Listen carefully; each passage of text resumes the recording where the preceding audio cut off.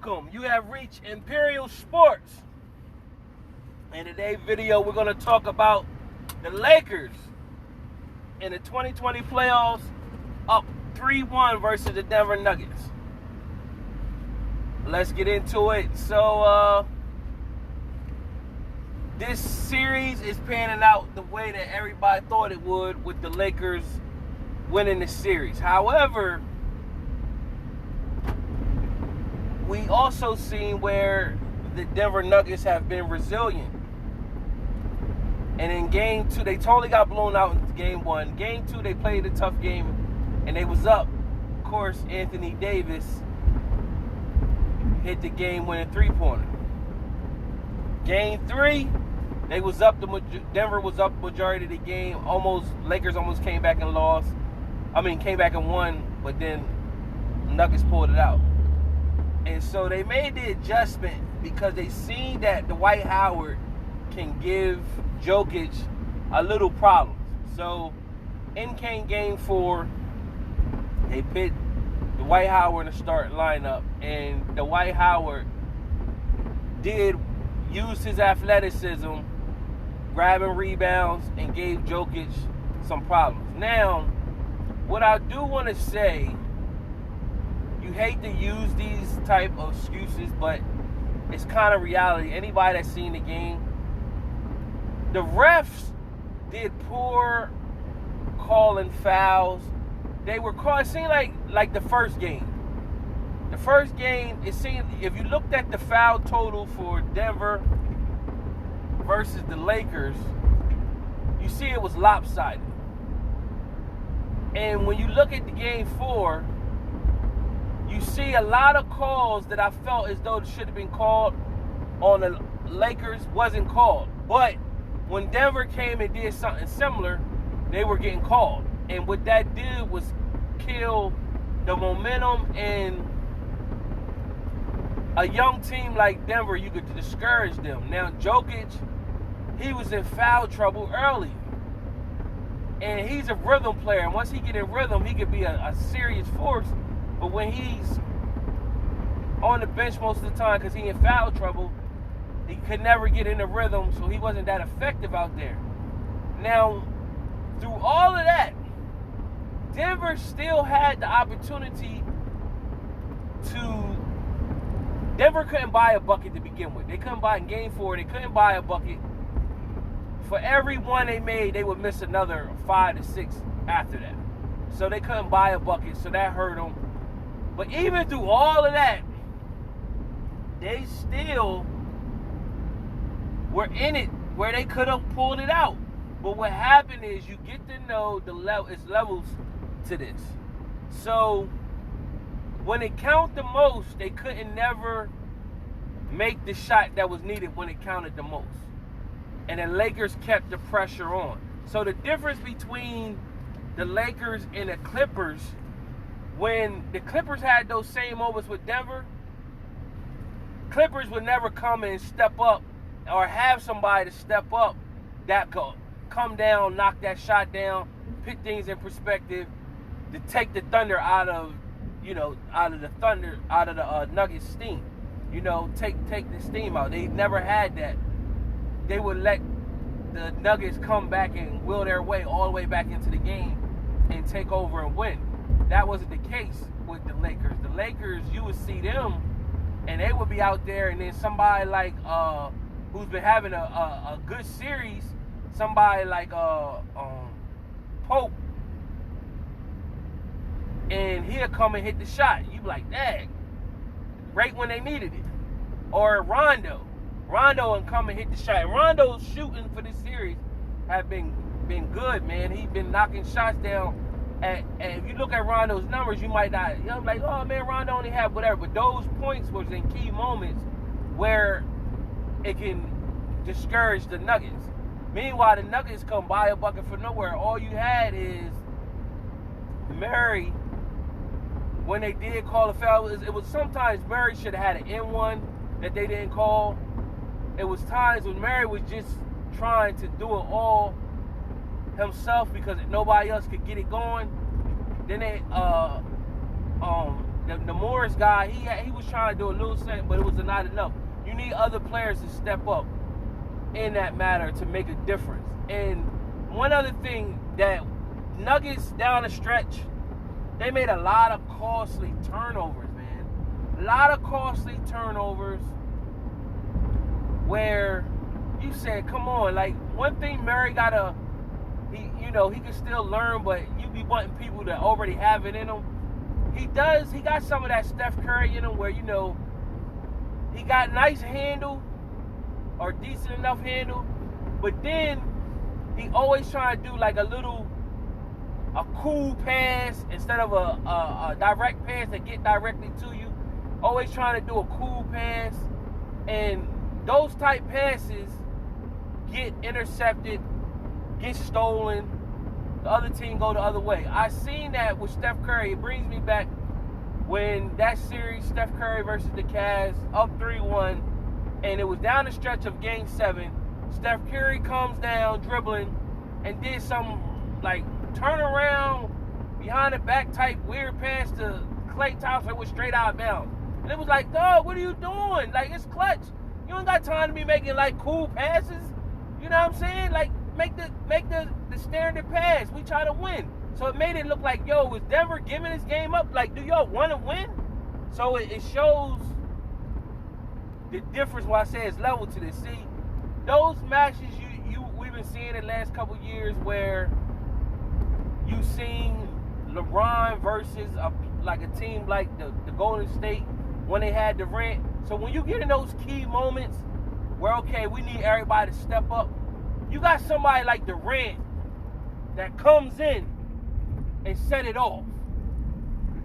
I'm going to go at LeBron neck. Oh, you hit that shot, watch what I do. Whack, bang. Come down again, whack, bang. That's why you always got Kevin Durant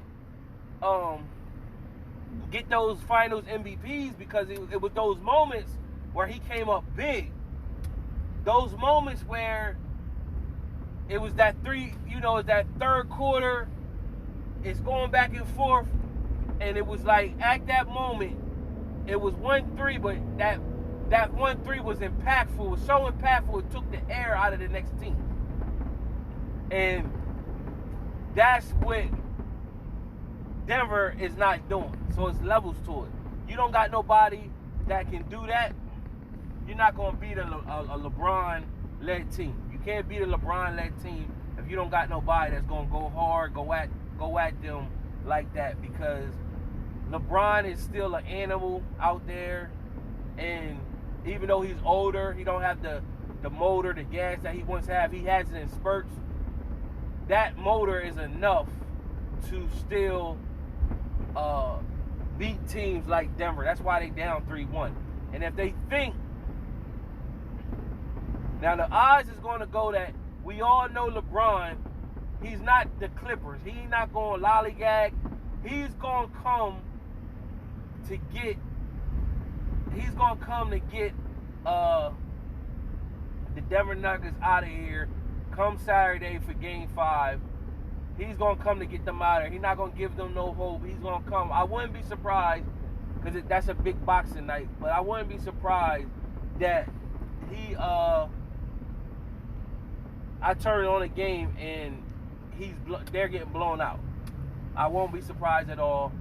I definitely can see them getting blown out, and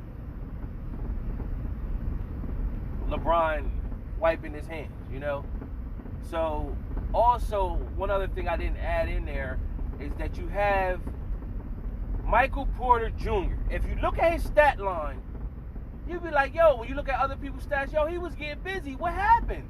The coach is what happened. That's another thing. The coach is terrible. You listen. You got to do what, I don't know, like the ins and outs stories, what happened with Mark Jackson, but then, like, the Golden State already had the team, and then I heard management didn't, and Mark Jackson couldn't get along, so then they got rid of Mark Jackson, and Steve Kerr came in first year, got the championship. So,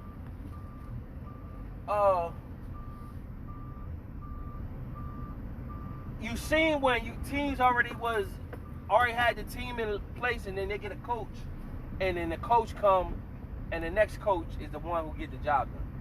That's what's going to have to happen with Denver.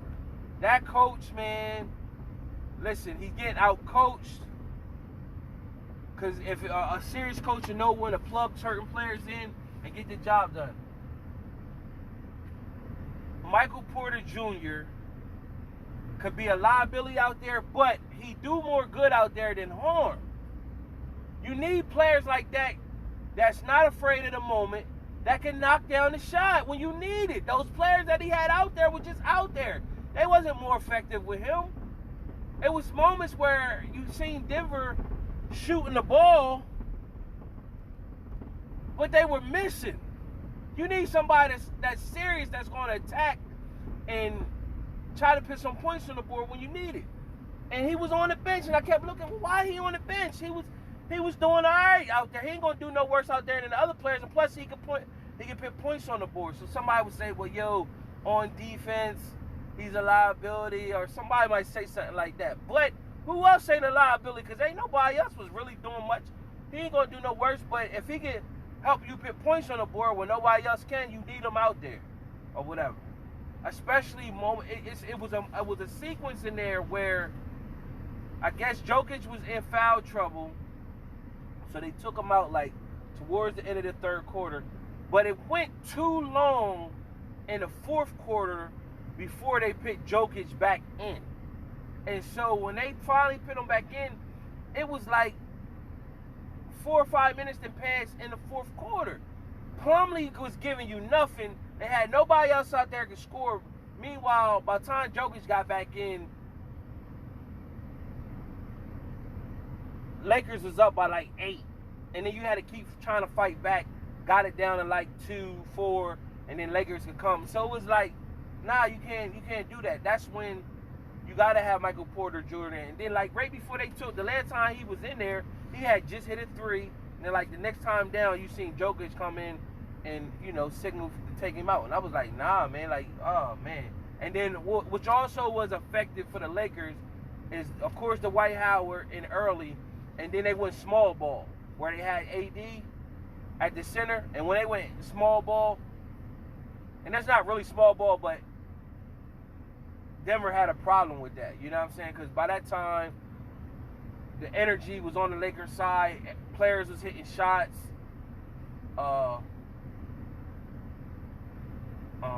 So, you know, the Denver, they gonna find out. They've been able to come back 3-1 down from every series with Utah, Clippers. You gonna, like I said, it's level. So they're gonna find out with the Lakers, it's not going down. Even if they win Game 5, LeBron is like, he sees this is a great opportunity for me to win a chip. Even if they lost Game 5, LeBron gonna get 6. There's no way I can see Denver gonna come back and do what they did in the other series and win the next 3 games. I can't see it or whatever. And if the odds makers is pitting Lakers to already win, and then somebody choose the Nuggets and the Nuggets end up pulling it out, somebody gonna make a whole boatload full of money off of that. But I don't see it.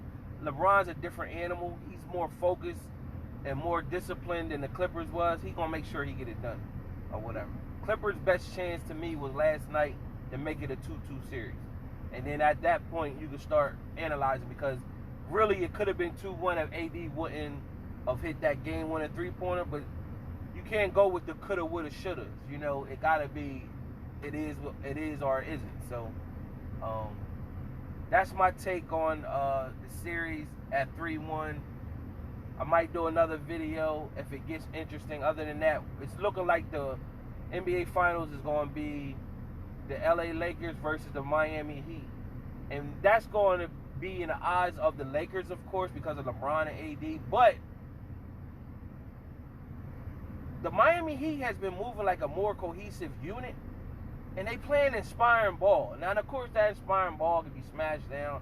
And like, yo, okay, the reality is you playing the real people now. You know what I mean? It could be that. But they've been playing inspiring ball where people been stepping up to the challenge. So it might not be as easy for the Lakers that people think it was. And if you give a small, young team like Miami Heat with a Butler, you know, he's a dog. He go hard. If he come in focused, get them boys rallying, it might give the Lakers some problems, man, and be an upset or whatever. So, who knows? Leave a comment at the bottom. Subscribe to the channel. Like the video. Till next time.